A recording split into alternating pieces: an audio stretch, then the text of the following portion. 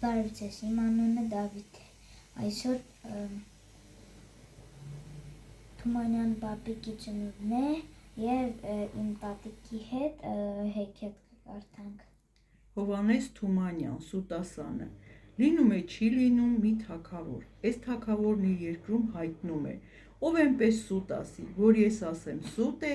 իմ թագավորության կեսը կտամ նրան, գալիս է մի հովիվ, ասում է, թագավորն ապրած կենա,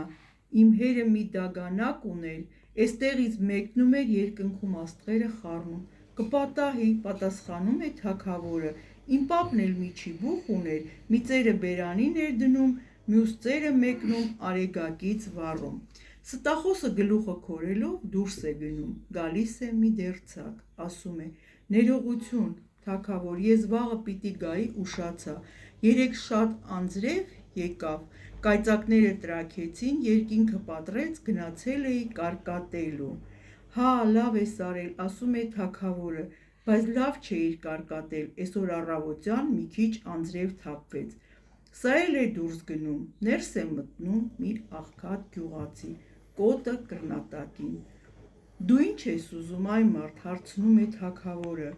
ինձ մի կոտ ոսկի է սպառտ, եկել եմ տանեմ,